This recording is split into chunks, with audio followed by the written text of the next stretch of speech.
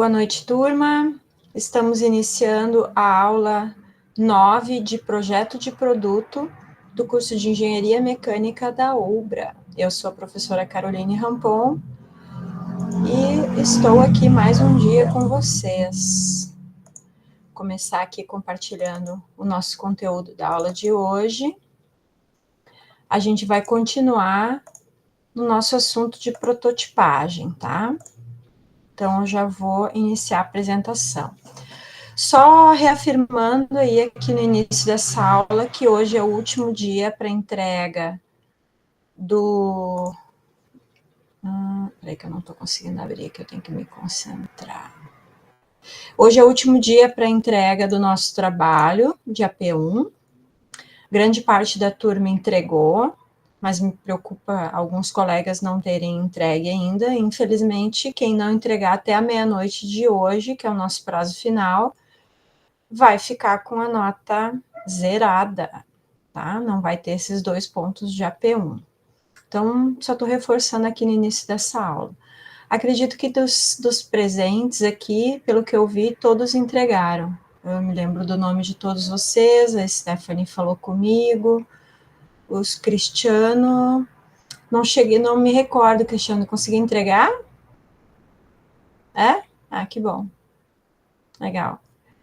Então tá, vamos lá, vamos começar nossa aula. Hoje a gente vai continuar, pessoal, no assunto de prototipagem, que a gente começou na aula passada, aula 8, tá? Se alguém ainda não assistiu ou não estava online na aula 8, recomendo que dê uma olhadinha no material gravado, tá? Que ele faz uma introdução toda nesse sentido aqui da prototipagem, que eu já vou partir do princípio que aquele conteúdo está dado, não vou revisar, tá? Então, fazendo aí nosso quebra-gelo inicial de toda a aula, com as nossas frases, as citações que eu trago para vocês. Hoje eu trouxe aqui uma citação do Henry Ford. Quem foi Henry Ford? Henry Ford, ele foi a mente brilhante que conseguiu criar a produção em série. Não em se criar, a produção em série ela já existia, mas ele conseguiu fazer ela funcionar. Essa foi a técnica, o método brilhante que esse senhor aí que a gente está vendo ao lado desse carro antigo, foi aquilo que ele conseguiu fazer. Ele conseguiu pegar o automóvel, que era um item de luxo, que era de acesso apenas a pessoas com muito dinheiro, com muito poder aquisitivo, né? Um poder aquisitivo muito, muito alto, e ele consegue popularizar isso, certo? Um colega pediu para entrar aqui, mas desapareceu. Bom, acho que não fui eu. Tá, vocês já viram que quando eu tenho que fazer outra coisa, eu tenho que parar aquilo que eu estou falando, porque eu não consigo seguir 2 linhas de raciocínio, né? Gente, então, Henry Ford, este senhor aí, o que ele diz? Ele diz que a falha é simplesmente a oportunidade de começar de novo. Dessa vez, de uma forma mais inteligente. E essa frase tem muito a ver com o nosso conteúdo dessa disciplina, e no que tange ao que a gente está conversando agora, que é a prototipagem. Porque o que a prototipagem nos permite? Ela nos permite errar. Ela é uma forma de errar, de um erro controlado, certo?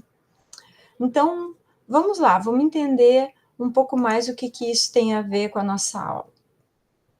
E eu gostaria de perguntar para vocês hoje, quando foi a última vez que vocês erraram, mas que aprenderam muito mais do que se tivessem acertado? Então, isso a gente traz para a nossa vida em geral, para a nossa postura pessoal, para nossas escolhas pessoais, emocionais, físicas, de trabalho, profissionais, de estudo. Gente, a gente erra o tempo todo, né? Nós erramos o tempo todo. Mas, se toda vez que a gente erra, a gente aprende com o nosso erro, isso vai nos trazendo uma bagagem, uma maturidade, e isso em si é porque quando nós ficamos velhos, a gente não pega só o lado ruim da velhice. E eu falo isso de carteirinha, eu sou aqui uma senhora aqui conversando com vocês. Tudo que a gente erra e que nos permite aprender e amadurecer é aquilo que faz valer a pena ser velho. Olha que filosofia linda que eu estou passando para vocês. Entre aspas, né? Eu tenho mais idade que a professora. Ó, 45 aqui, viu, Cristiano? Então, muitas vezes tenho mais idade. Tem muitos colegas que têm mais idade que eu. Esse semestre eu tenho um aluno numa outra turma que tem 62, mas já tive muitos alunos mais velhos que eu, né? Mas vai dizer que não é o que faz a gente ainda permanecer assim interessante nessa vida, mesmo com a idade, que a idade nos faz perder em tanto, né? Ela nos faz perder muitas vezes em disposição, traz doenças e tal, mas é a maturidade e a experiência que faz a idade, a velhice, né, valer a pena. Então, é tudo que a gente já errou e tudo que a gente conseguiu agregar na nossa personalidade, na nossa experiência, na nossa vivência, com essas experiências de ter errado. Tudo que a gente erra vem como bagagem para as próximas etapas, né? Então, aí fica a minha pergunta para vocês. Quando foi a última vez que vocês erraram, mas que aprenderam muito mais do que se tivessem acertado? Ok? Então, toda vez que a gente erra, a gente pode fazer essa reflexão. E aqui, na nossa matéria, na prototipagem em si, que é desse assunto que nós estamos falando, errar não é um problema. Errar, no nosso caso aqui, é uma estratégia, certo? Um protótipo que falha com clareza nos ensina muito mais do que aquele que quase acerta, tá? O segredo vai estar em testar cedo, corrigir com a consciência, com planejamento e evoluir com um propósito, certo? E isso é o que a prototipagem vai nos fornecer, vai nos permitir, certo? Então vamos lá, eu falei semana passada, eu citei sobre os foguetes da SpaceX, aquela empresa do Elon Musk, a empresa que faz viagens espaciais, né? Então, eu comentei sobre isso com vocês e eu trouxe aqui um pouquinho mais de informações para a gente conhecer. Então, a SpaceX, ela está aí revolucionando o setor aeroespacial, só que ela vem de um processo onde ele precisou validar essas viagens aeroespaciais, porque quem detém a tecnologia aeroespacial, né, pessoal, são pouquíssimas entidades. Dentre elas, a NASA, tão conhecida, né, por nós, mas existem outras entidades de alguns outros países, normalmente governamentais, que são quem detém grande parte desse conhecimento aeroespacial. O Elon Musk, eu não sei exatamente o porquê que ele começou a investir nesse segmento, e ele deve ter buscado parceiros, sócios dessa área, mas ele precisou desenvolver essa tecnologia, certo? Então, o que ele desenvolve? Ele desenvolve foguetes experimentais, eu trouxe aí até alguns números, né? O Starship SN8 e até o SN11, que foram foguetes que explodiram durante os testes. Mas essas explosões foram intencionais, certo? Por quê? Porque cada uma dessas versões que ele colocou para explodir foi para validar, para testar hipóteses de engenharia, certo? Então, com essas explosões, ele gerou dados muito valiosos sobre pressão, calor, aerodinâmica, combustão, estrutura, controle, etc. Aqui, né, eu não tenho nem na minha reles insignificância aqui de uma professorinha de vocês, da UBRA, residente aqui na cidade de Canoas, eu não consigo nem sonhar em todos os dados que o Elon Musk e seus associados geraram e conseguiram juntar com essas explosões. Mas aqui eu citei só alguns que estão dentro do raciocínio lógico que devem ter acontecido, certo? Então, o momento que ele gera, quando ele explodiu o primeiro, ele já explodiu com o propósito de criou um protótipo para gerar esse efeito. E ele já fez o foguete pensando na explosão e pensando em que dados ele iria coletar, certo? Tudo intencionalmente. Então, os próximos, no momento que ele explodiu o primeiro, o SN8, quando ele explodiu o segundo, o SN9, já foi buscando com objetivos diferentes.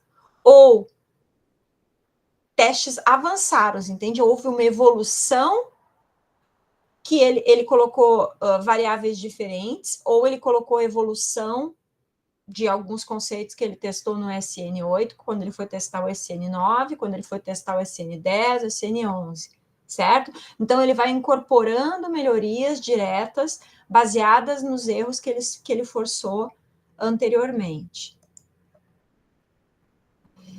Então, se vocês jogarem aí, derem o Google e botarem assim, foguete do Elon Musk explode, tem um monte de notícia, porque muitas vezes isso foi noticiado como um erro, deixando uma margem de interpretação para um erro, mas nunca foi o propósito, certo? Então, a empresa tem ali, uma das filosofias dela, que eu copiei aqui, foi: o objetivo nunca foi acertar de primeira.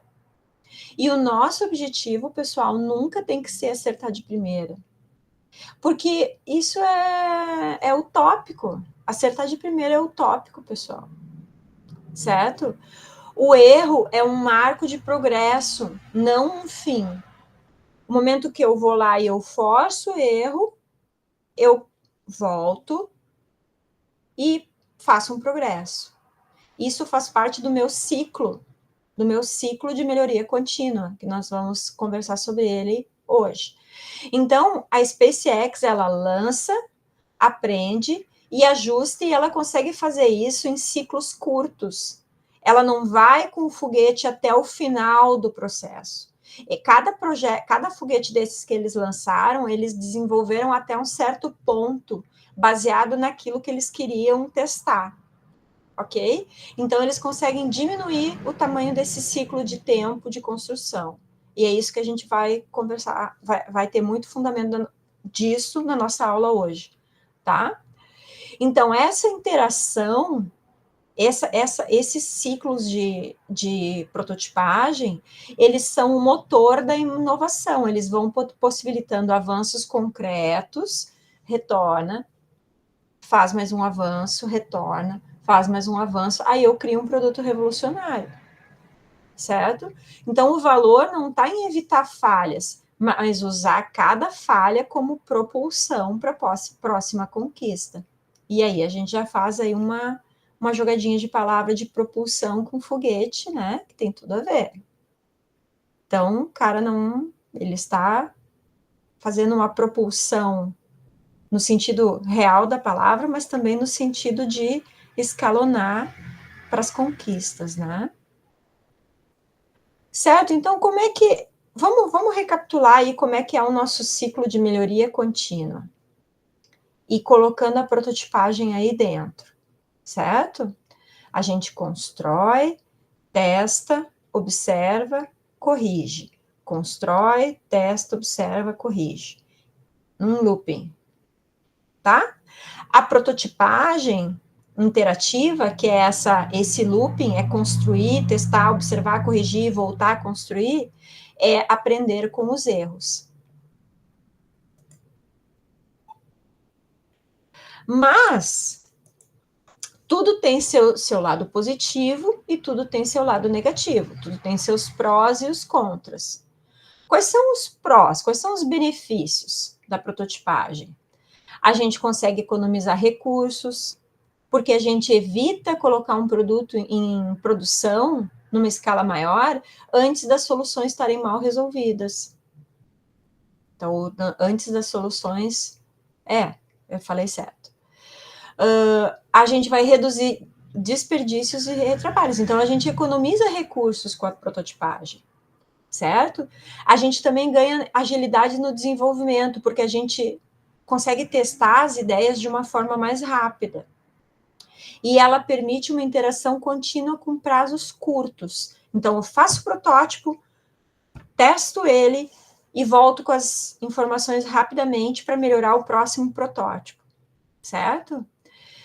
Ela também permite que a gente identifique precocemente as falhas, erros de forma, função, usabilidade. Eles vão cair aí no nosso radar antes da fabricação final, antes do produto entrar na produção final, né? Entrar em escalas maiores.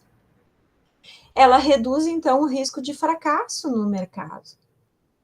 Mas ela tem suas limitações. Então, eu preciso de um certo investimento, eu tenho um custo com equipamentos.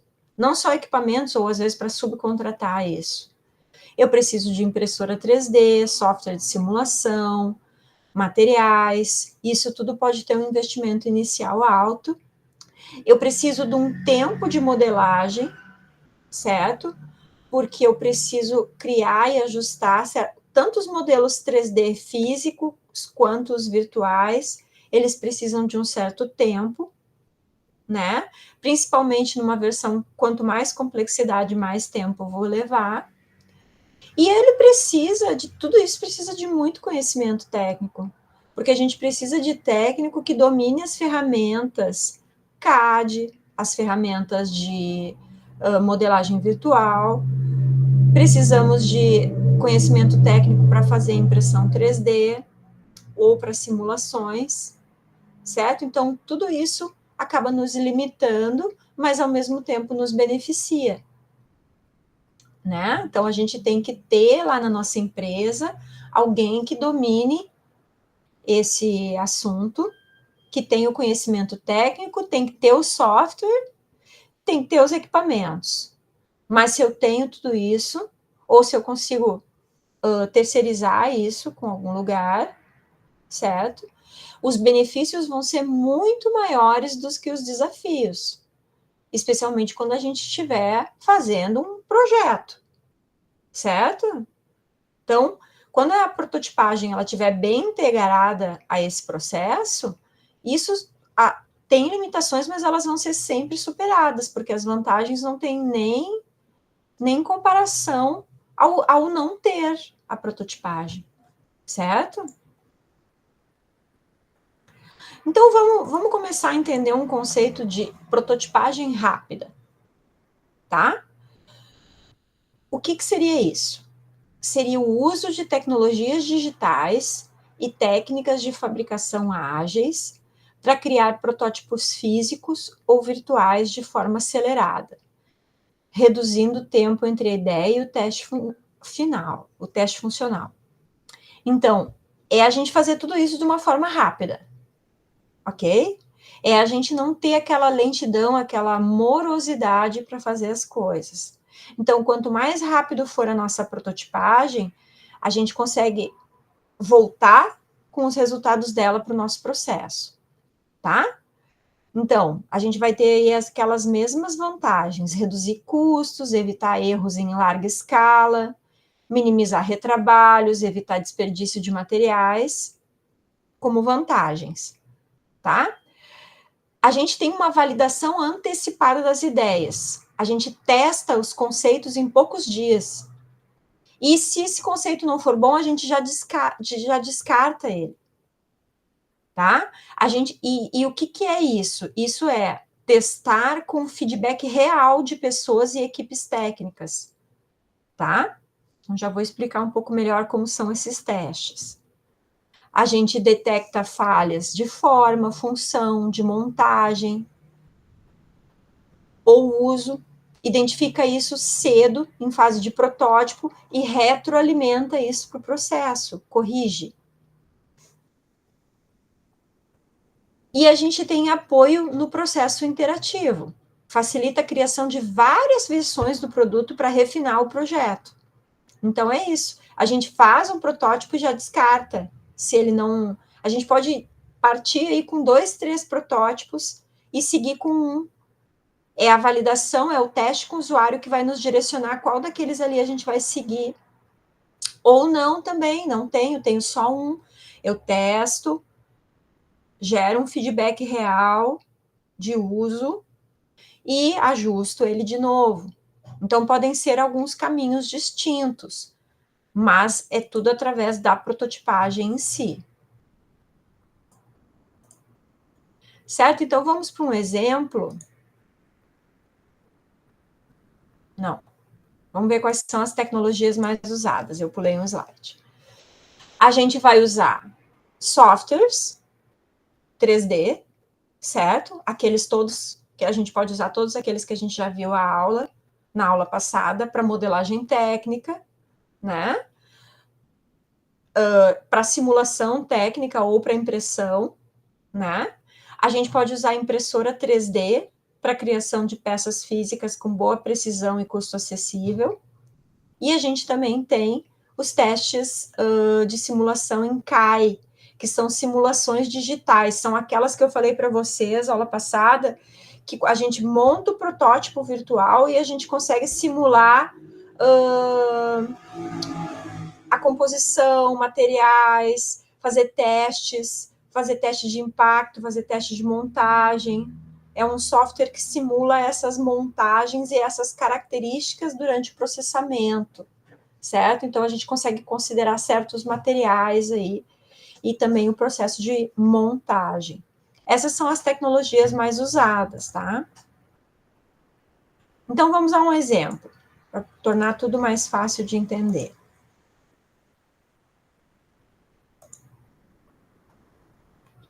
Fica todo o tempo agora aparecendo uma caixinha aqui embaixo do assistente de IA, né? Eu nem sei como tirar isso ali. Eu vou deixar aqui e vou passando a tela. Vamos dar um exemplo, um capacete de ciclismo urbano.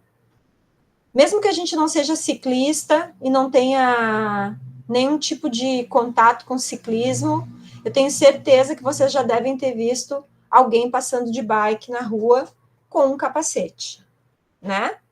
É o capacete de bike e esse, ou de patinete, de bicicleta, ou de patinete, ou de skate, ou de algumas formas de locomoção alternativas que nós temos aí hoje em dia mais populares. Então, é bem comum as pessoas usarem esse tipo de capacete. Então, qual era o problema deste capacete? Estava com uma ventilação ineficiente e estava causando um certo desconforto na testa durante o uso prolongado. A pessoa que usava o nosso estudo de caso aí estava sentindo muito calor na cabeça e estava suando. Não estava legal. E tu sabe, é muito ruim ficar com a cabeça super quente, né? Não sei se vocês já... Sabe quando a gente esquenta a cabeça, assim, quando tu pega sol, tu tá suando muito, então isso é muito desagradável. Então, o que a gente tem que tentar... O que esses capacetes, por que eles têm essas aberturas? Porque é uma forma de ventilar, tá? Então, aí, ó, eu simulei aí algumas etapas de uma prototipagem rápida. Na primeira imagem, que é essa aqui, ó, tá?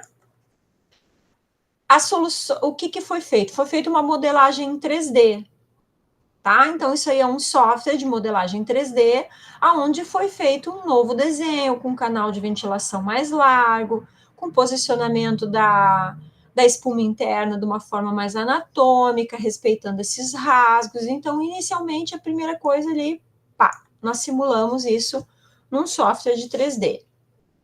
Aí, qual foi a segunda etapa? Eu fui lá e eu fiz uma impressão 3D. Então, aqui está a imagem 2, ó, tá? Então, foi feita uma impressão 3D e o produto já saiu aí com suas características formais, estéticas, iniciais, certo? Ah, mas não foi usado o material final que o produto vai ser feito. Não, a gente está fazendo inicialmente uma validação formal, certo? Então, a gente vai conseguir ver com essa primeira impressão 3D algumas versões em diferentes ângulos, com diferentes tamanhos. A gente pode testar mais de um produto ou menos de um produto, certo? E daí a gente já pode botar na cabeça de alguém. A gente mesmo já pode botar na nossa cabeça. Já podemos validar aí com a nossa equipe de produto mesmo se encaixa na cabeça da pessoa ou não, certo? Se aquele primeiro lançamento de dados que a gente construiu, essa primeira imagem, está dando certo ou não, a gente bota dentro na nossa cabeça mesmo. Ok? Ou a gente pode fazer todo um processo de validação com usuários finais, que a gente vai conversar sobre isso, tá? Então, a gente já fez uma primeira testagem, e a gente vai para a terceira. Então, olha aí, eu já tenho uma terceira imagem, onde eu já estou com esse protótipo aqui, um pouquinho mais elaborado.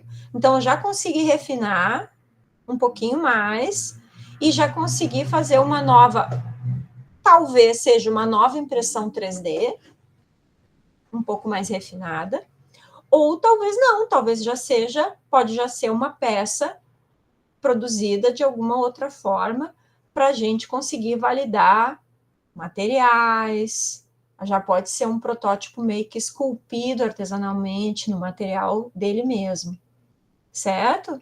Então, a gente já consegue resolver, verificar outros quesitos aí no protótipo, nessa outra versão.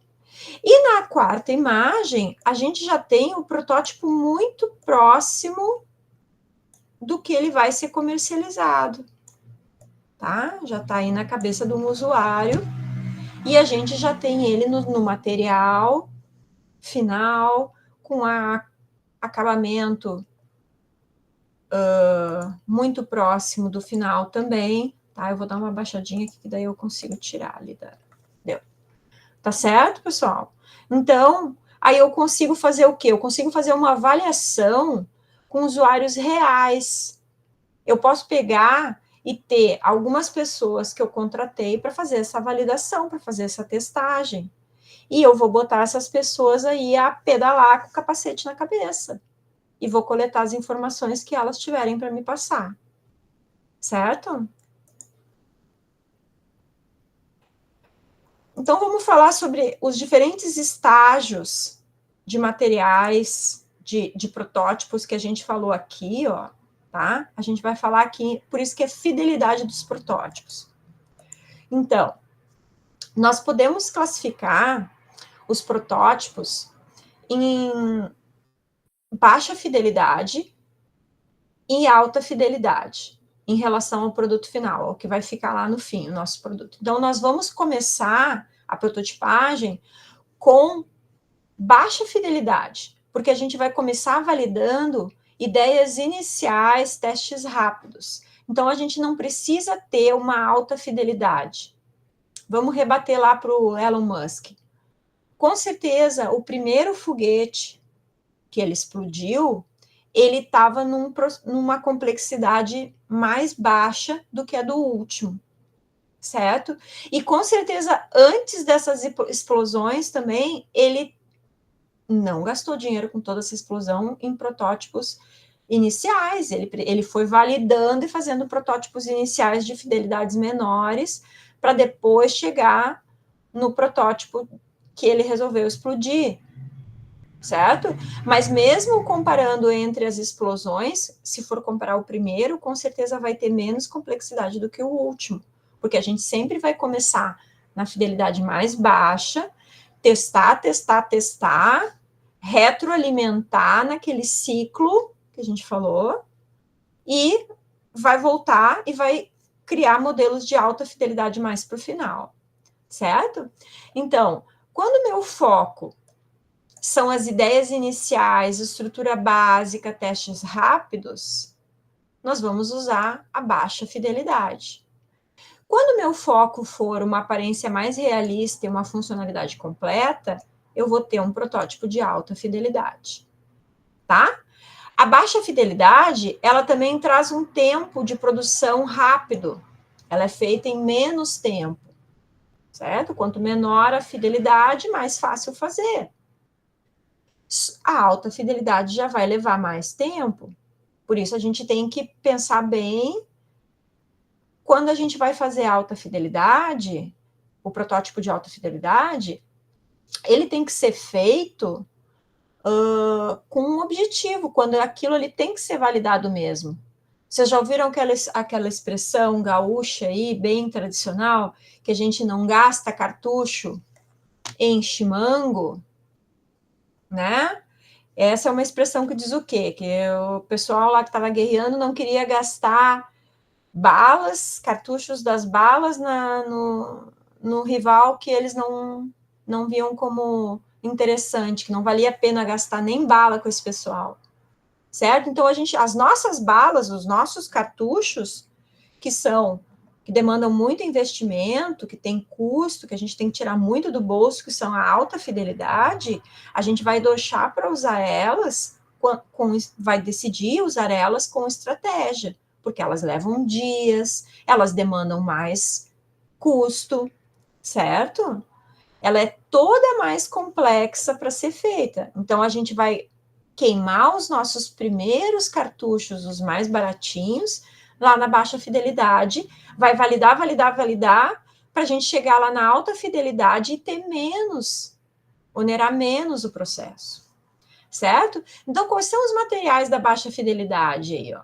Papelão, papel, isopor, EVA, uma impressão 3D mais simples, que hoje já está mais popularizada, a impressão 3D, então a gente consegue acesso a impressões 3D mais simples, certo? E já a alta fidelidade não. A gente vai gastar daí com um plástico moldado, com metal, com pintura, certo? Com a parte eletrônica real, né? A baixa fidelidade, ela vai explorar conceitos, validar ideias preliminares. E a alta fidelidade, ela já valida desempenho, ergonomia, estética, visibilidade final. Na baixa fidelidade, eu já consigo testar com usuários, ok? A gente vai conseguir testar com usuários, mesmo na baixa fidelidade. A gente vai falar sobre esses protótipos. A gente vai entendendo o uso e vai coletando feedbacks, certo? E já a alta fidelidade, ela faz a mesma coisa, mas ela vai validando experiências mais reais de uso, tá? Então, um exemplo, uma maquete de um controle remoto, uma maquete de papel. Eu até botei uma imagenzinha ali de uma maquete de papel no próximo slide. E já no controle, né? Um controle remoto, que é esse exemplo aqui. E já uma alta fidelidade dele seria um protótipo funcional desse controle remoto, com botões, com acabamento final. Então, aqui, ó, eu trouxe aqui um exemplo de um protótipo exploratório, que é de baixa fidelidade. São protótipos iniciais, tá? Então, vocês veem ali embaixo já tem um modelinho de um controle remoto de papelão, ó, que poderia ser feito para validar a posição dos botões, tá? E o nosso capacete poderia muito bem ser feito inicialmente em papelão, como um protótipo inicial, é um protótipo exploratório, estou fazendo um estudo formal desse capacete, né? Então, os protótipos exploratórios, eles servem para investigar ideias iniciais e entender os problemas que elas causam. Porque cada ideia pode gerar um problema, ou pode gerar uma solução, ok? Então, eles devem ser usados nas primeiras fases do projeto. Eles ajudam na descoberta das reais necessidades do usuário. Eles são representação bem simples, certo? Eles são esboços, maquetes ou simulações iniciais dentro de um software 3D. Eles são exploratórios. Eles não têm muita preocupação com fidelidade. Eles são um momento da experimentação de possibilidades, tá? Aí nós temos um outro tipo de protótipo também, que é o evolutivo. Quando a gente já está fazendo um refino, certo? A gente já começou esse processo de interação, já fez alguns protótipos exploratórios e já chegou numa ideia formal. Aí a gente vem para um protótipo evolutivo, que é um protótipo já um pouquinho mais elaborado, mas é o que tem o nosso corpo para o nosso projeto, já. Então, a gente começa a testar ele, buscar o feedback dos usuários e volta para ele mesmo como uma evolução. A gente começa a refinar ele mesmo, certo? Por isso que os protótipos evolutivos, eles têm diversas versões, muitas versões, ou poucas, mas algumas, e nas versões finais dele é onde nós vamos estar cada vez mais próximos do nosso produto final, certo? Então, esses protótipos evolutivos, eles são o nosso resultado de um primeiro protótipo que foi para teste e voltou. Fizemos o primeiro protótipo evolutivo, evoluímos. Foi para teste, voltamos, aperfeiçoamos mais uma vez. E assim nós temos inúmeras revisões, certo? E eles já vão incorporar certas funcionalidades parciais ou reais. Eles não precisam necessariamente, um protótipo precisa ter toda a funcionalidade. A gente pode fazer um protótipo para validar, por exemplo, a espuma de dentro do capacete, certo? Então, num desses protótipos, a gente vai simular essas espumas e vai validar. Não precisa ser em todos, pode ser um protótipo paralelo que está validando as aberturas de ventilação, certo? Então, a gente pode fracionar funcionalidades para validar esses protótipos, tá?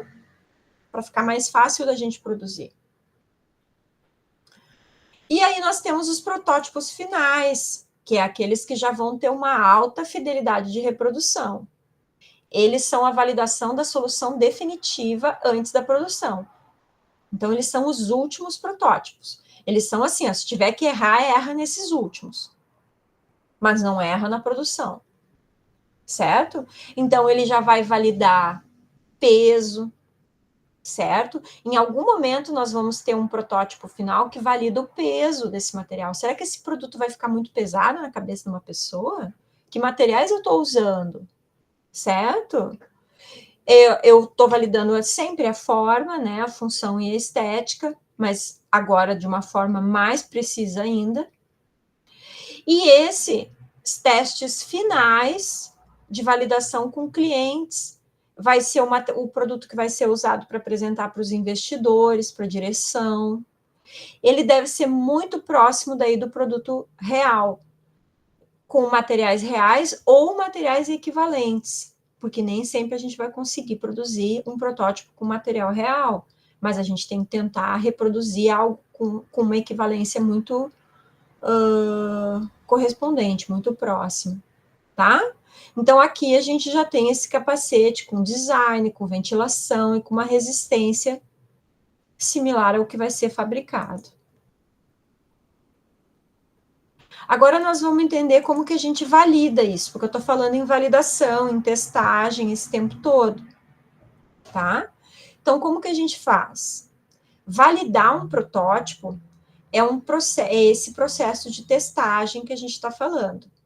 Ele é a verificação de que o produto está bom ou não, o protótipo está bom ou não, está atendendo às necessidades, está tendo aderência, quais as melhorias, certo?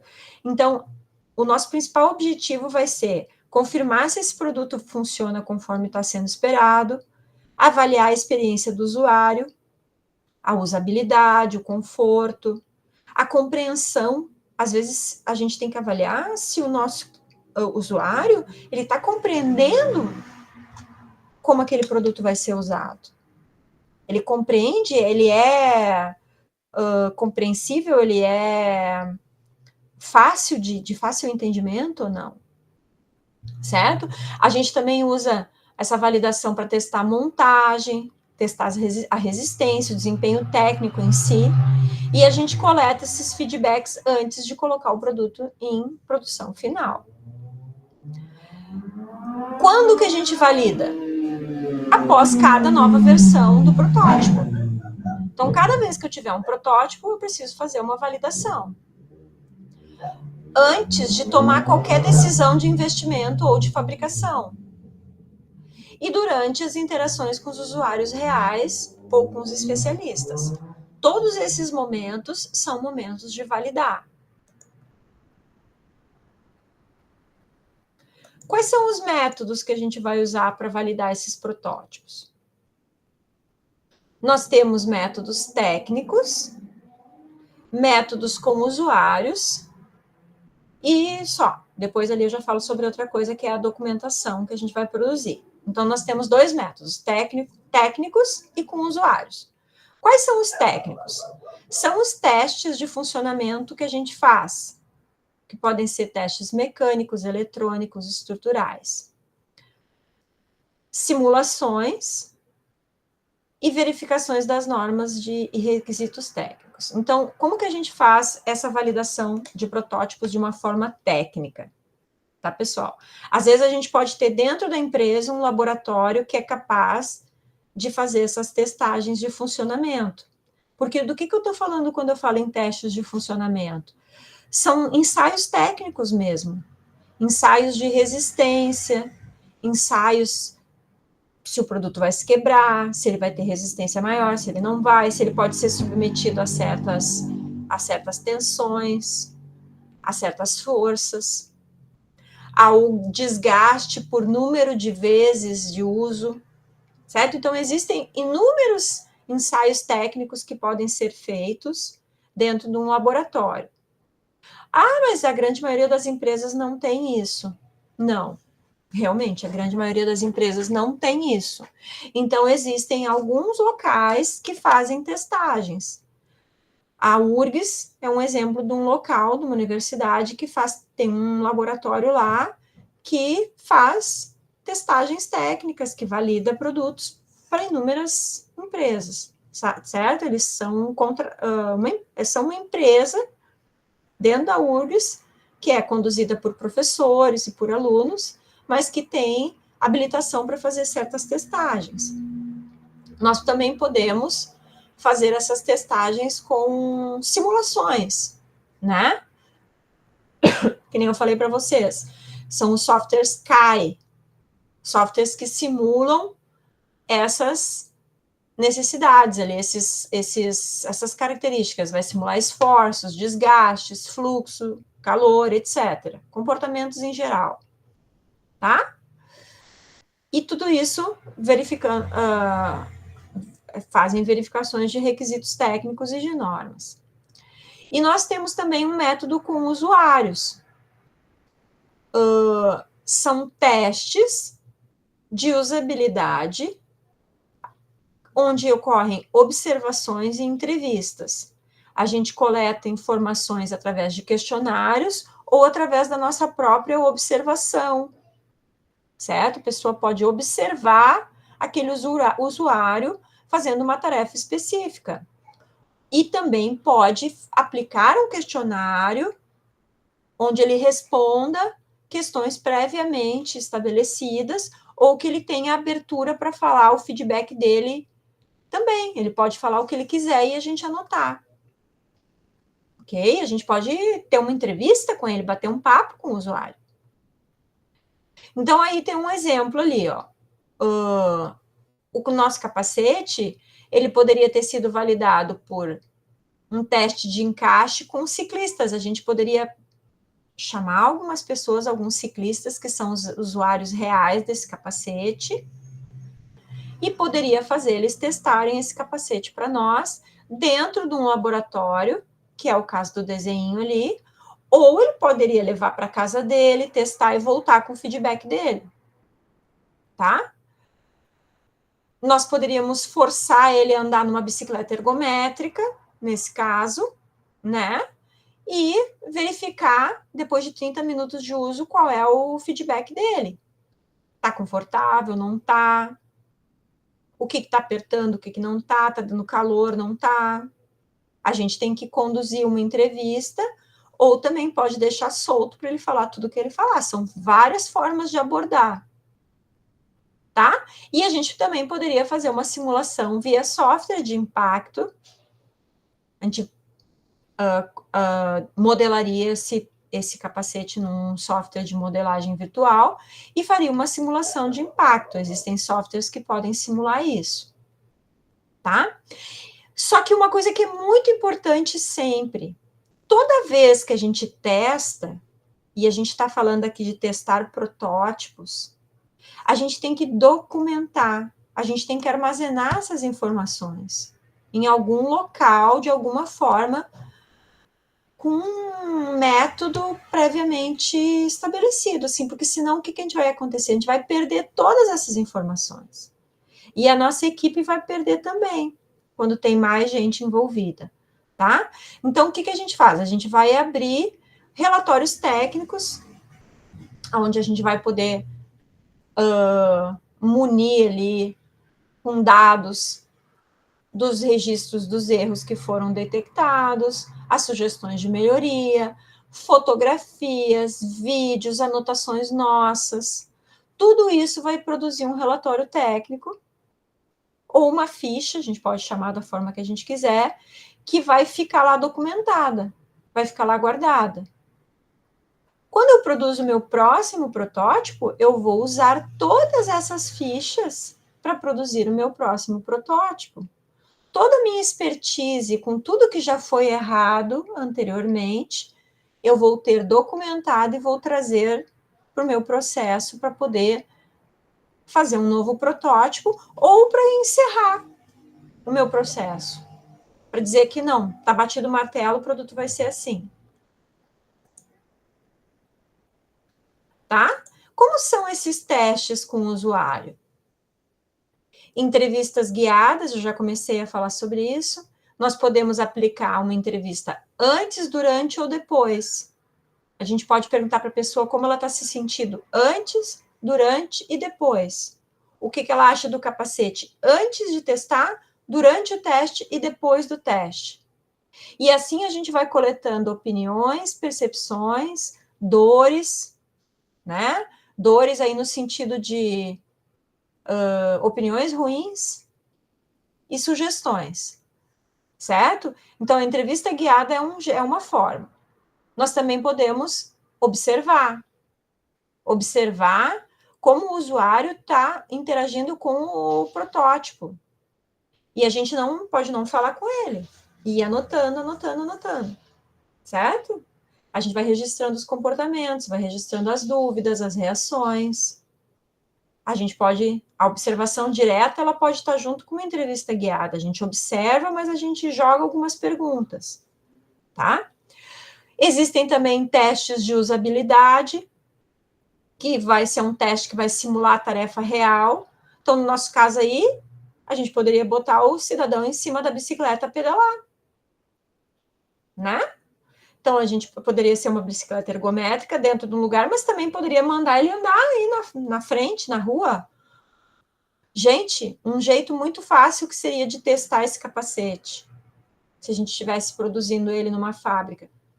Pergunta lá na fábrica, alguém aqui é ciclista? Já usou capacete de ciclista? Aí pode ter alguém, como pode não ter. Vocês conhecem alguém que seja esse usuário? Alguém lá na família vai estar e convida essa pessoa para vir lá. Convida a pessoa para testar, convida um, convida dois, convida três, convida quatro, e assim vai. sabe? Isso é uma forma de fazer assim artesanal. Agora, é claro, para fazer isso de um jeito mais criterioso, daí a gente teria que recrutar pessoas para fazer essas testagens, tá? Esses testes, né, então, que a gente está falando, eles simulam as tarefas reais e avaliam o tempo de execução, os erros, a fluidez, a satisfação da pessoa. E quem são os usuários, então, né? Então, a gente sempre vai ter uma persona definida durante o projeto, que é um perfil de uma pessoa fictícia, certo? Que representam os usuários finais. Isso é muito importante para um projeto, a gente ter uma persona. Uma não, várias. Então, a gente tem aí, ó, no nosso caso, tá, nossa persona seria um ciclista. Não, tá muito vago, tá? A nossa persona é um ciclista urbano que utiliza esse capacete com a finalidade de se proteger, e ele também tem algumas características. Esse ciclista urbano, ele quem é? Ele é um homem, ele é uma mulher, ou ele é uma criança, é uma pessoa na faixa etária X a Y, é uma pessoa que usa a bicicleta como uma forma de locomoção para o trabalho, ou que usa essa bicicleta como uma forma de exercício físico, ou que ele faz algum tipo de cross, né, bike cross, aí, algum tipo de esporte radical, sei lá, seja o que for, enfim, estou viajando aqui, né?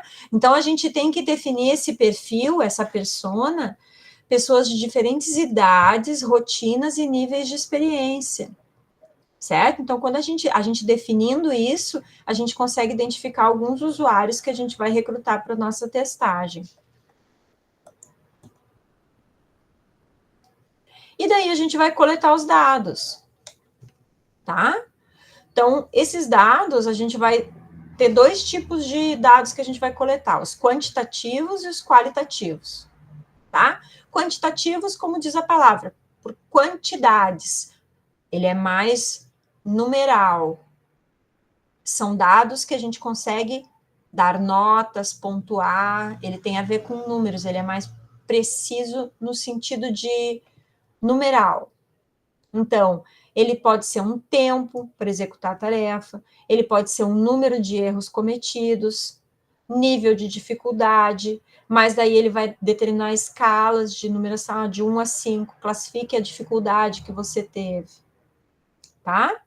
E os dados qualitativos, eles são mais de percepções, de sensações, são aquelas afirmações mais espontâneas que as pessoas vão falar, certo? São comentários, são feedbacks, frases faladas, certo?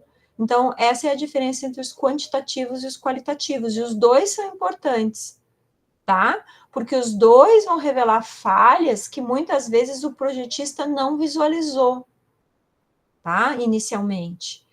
E ele vai indicar caminhos para melhorar o produto com base na experiência real, não só em suposições, porque muitas vezes a gente fala muito de suposições. A gente exercita muito as nossas suposições lá nas análises que a gente fez, inclusive no trabalho, né?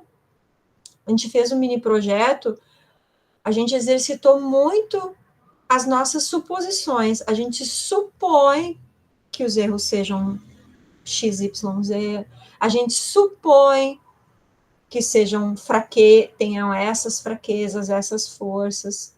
A gente supõe muito no processo de projeto, certo? As nossas suposições são válidas? São, porque elas são suposições com planejamento, né? São suposições pensadas, pensantes.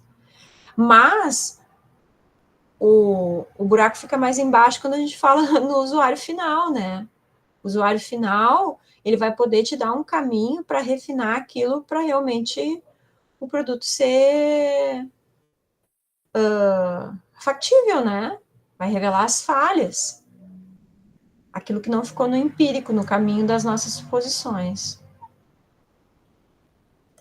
E daí, falando novamente aí na documentação, tá?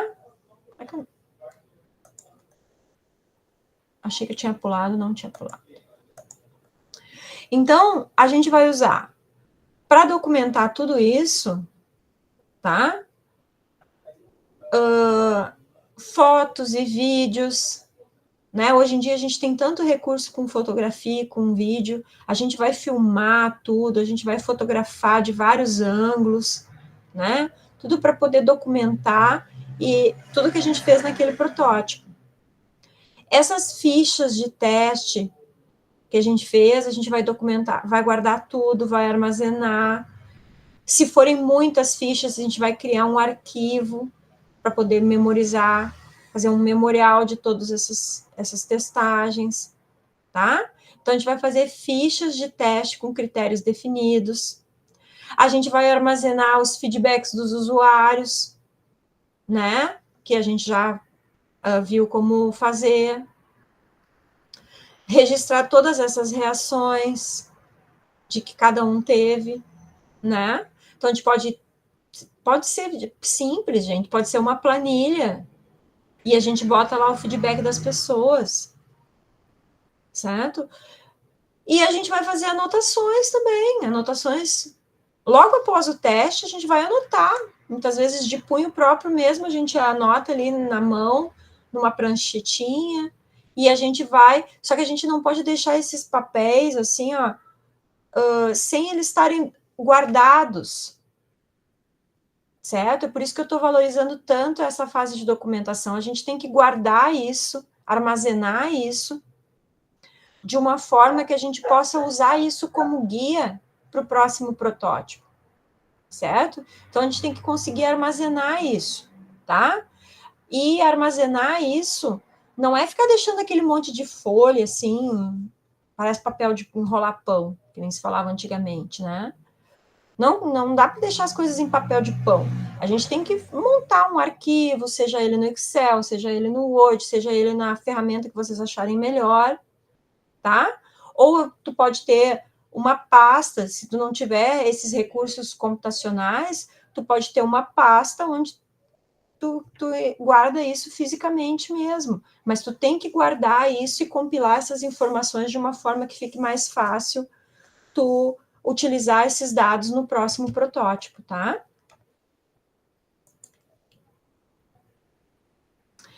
E aí, tendo falado sobre todos essas características, quais vão ser os principais erros que o processo de prototipagem pode, onde nós podemos cair? Quais são os erros comuns onde nós podemos cair durante esse processo de prototipagem? Nós podemos investir demais antes de validar. Produzir protótipos muito complexos antes de testar os básicos. Produzir protótipos de alta fidelidade antes de produzir os de baixa fidelidade, certo? Então, a gente acaba investindo muito e perdendo dinheiro, perdendo tempo, perdendo um monte de coisas que só tem a prejudicar, certo? Então, vocês veem que é quase como uma balança, certo? A gente tem que ir dosando o quanto vale a pena em cada momento investir, tá? Então, se a gente investir demais em etapas erradas, se a gente vai ter perda de tempo, perda de recursos, e assim, ó, a gente perde motivação. Isso é uma coisa muito, muito importante da gente falar. Só um instantinho. Vou tomar um golinho de água aqui que eu fico com a boca seca. A gente desmotiva, gente, quando a gente gasta muito e começa a dar errado, sabe? Então a gente desmotiva isso, e a equipe desmotiva também. Então a gente tem que exercitar essa questão dos protótipos, de usar o protótipo na fase correta, na fase certa, porque a gente desmotiva toda a equipe, tá? Quando a gente investe demais antes de validar. Não é só dinheiro que a gente perde. Outro erro muito comum, ignorar o feedback do usuário. Tá? A gente pegar e ficar baseando as nossas decisões somente nas nossas opiniões, nas opiniões da nossa equipe ali, técnica, ou da gente mesmo, do projetista, ou seja, outro projetista. Porque quem importa mesmo, quem vai revelar as falhas reais, vai ser o usuário. Então, a prototipagem é o momento da gente tirar as suposições do papel e trabalhar com falhas reais de uso, de conforto, de entendimento, tá? Então, quem vai nos dar esse feedback é o usuário final, tá? Então, a gente não pode cair naquela arrogância, dá para a gente chamar até de uma certa arrogância, da gente ficar tomar as nossas decisões baseadas apenas na nossa equipe e no nosso olhar, tá? Aí a gente pode errar muito também não documentando as versões, certo? Não documentando os protótipos. Sem registros, a gente vai repetir os erros, vai ser mais difícil justificar uma decisão, certo? E a evolução do produto depende do aprendizado com as tentativas anteriores. Então, às vezes, quando a gente está fazendo um processo de validação de um produto, passa um tempo e a gente vai fazendo novos protótipos, ou a gente vai vivendo a nossa rotina fabril com outras atividades, tá? E a gente esquece as coisas. A gente esquece, às vezes passa muito tempo, às vezes a gente fez muitos protótipos e esqueceu aquilo que foi validado num anterior. Então, por isso que é muito importante documentar tudo. Documentar, documentar e documentar. Certo? E outro erro muito, muito, muito comum, prototipar só no final. Não dá, gente. Os protótipos, eles têm que vir brotando junto com o processo de projeto, tá? É por isso que eu tô entrando tanto nessas aulas de protótipo com vocês e que eu falei desde lá do início do semestre dos protótipos, tá? Adiar o protótipo até o projeto estar praticamente pronto. Então, eu não vou prototipar agora porque é difícil, eu vou deixar para prototipar, vamos avançar um pouquinho mais, vamos prototipar mais para frente. Gente, não. Isso é a receita do erro, mas do erro não programado, porque a gente está falando aqui em erros programados, planejados, certo? Todo erro programado, ele vai resultar numa melhoria, tá? Os outros erros nem sempre. Ok? Então, a gente não pode ficar adiando muito o protótipo. A ideia de prototipar, ela tem que ser nata, ela tem que vir junto com a gente. A gente tem que entender que é muito importante prototipar, então eu vou prototipar desde o início. Certo? Então, eu vou identificando falhas ainda na concepção da ideia. Por isso, é tão importante prototipar. Então, aqui tem aí um mapinha de alguns erros para vocês não caírem. Tá? Então, vamos aí nos encaminhando para o final da aula e fazendo as nossas conclusões. Prototipar não é só criar algo bonito para o projeto, para dizer assim, o meu projeto teve um protótipo. Não é isso. Prototipar é uma ferramenta de explorar, de descobrir e de evoluir no nosso projeto. Tudo que eu falo sempre voltado ao nosso projeto de produto. Tá? Então, prototipar não é assim, eu vou fazer lá no final, isso é bonito. Eu vou fazer para mostrar para o meu gerente, para vender ideia. Claro, é legal para vender ideia, tá? Mas isso já tem que ter acontecido muitas outras vezes até chegar na fase de vender ideia. Tá? A gente já tem que ter tido outros protótipos para a gente chegar no protótipo de vender ideia. Então, é durante a construção, o teste e a análise dos protótipos que vão surgir os mais valiosos aprendizados. Prototipar é errar rápido para acertar cedo. Eu faço protótipo e erro rapidamente. Erro programado. Aí o que eu faço? Eu volto e faço aquele ciclo novamente que a gente está falando, né? E daí eu consigo o quê? Acertar antes. Tá?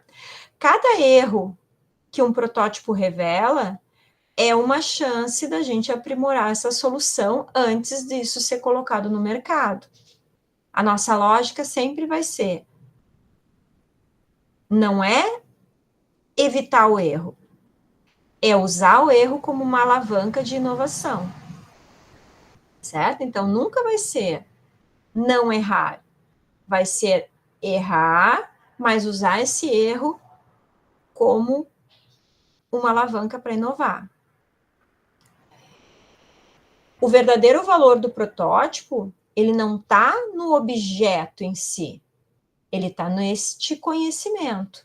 Então, o protótipo em si, ele não tem muito valor.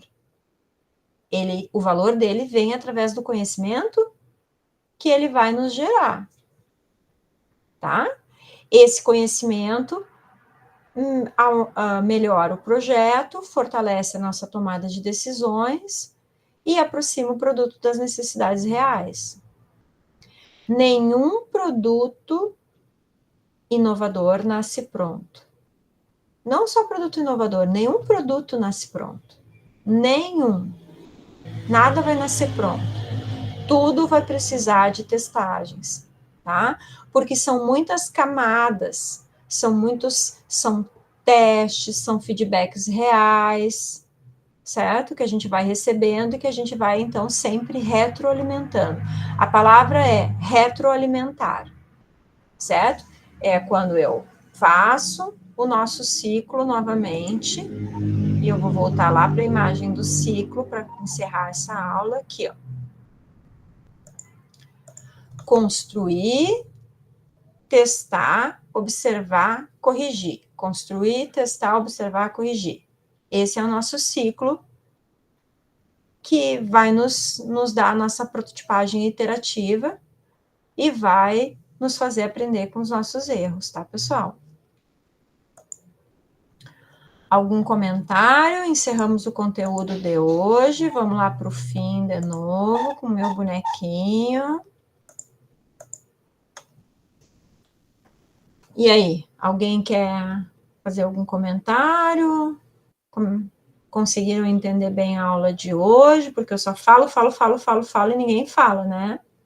Ninguém faz um comentário, nem aqui no chat. Tá tudo ótimo, para mim. Tá tudo ótimo, é muito bom. Obrigada, Alcides.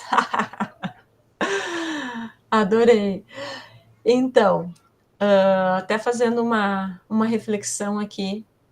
Quando eu sou professora do presencial, tá, gente? Eu tô dando essa cadeira aqui no projeto de produto para vocês esse semestre, porque eu dei a disciplina, essas disciplinas, sou a professora do presencial, de várias engenharias, não só da engenharia mecânica, mas de outras engenharias que têm essa disciplina também, e também da arquitetura e da engenharia civil também. E por que eu conheço bastante desse conteúdo, mas quando eu dou ela no presencial, o pessoal participa muito mesmo, o pessoal fala muito, assim, e a gente faz exercício prático em aula também, e aqui com vocês eu acabo não conseguindo fazer esses exercícios, e acabo ficando eu falando, né, daí eu falo, e tem poucas interações, assim, então eu acabo tendo que trazer bastante palavras, eu digo assim, eu tenho que construir as minhas ideias com muitas informações, porque eu tento antecipar as dúvidas de vocês e já resolver, já esclarecer durante a aula. Eu tenho meio que me questionar quando eu estou montando a aula do que poderia surgir de dúvida e já responder quando eu construo essas aulas para vocês. Até porque tem colegas que assistem as aulas gravadas, né, essa gravação. Então, só para explicar um pouquinho também eu engato uma marcha terceira e quarta que sai falando das 8h30 até as quase 10 para vocês, né? Mas vocês podem participar em qualquer momento, e gostaria muito que participassem, tá? Certo, gente? Muito obrigada pela presença de todos. Uma boa noite para vocês. Espero encontrá-los aqui, todos bem, na próxima semana. Boa noite. Até a próxima semana. Tchau, tchau. Boa noite, professor. Boa noite, boa noite. Até.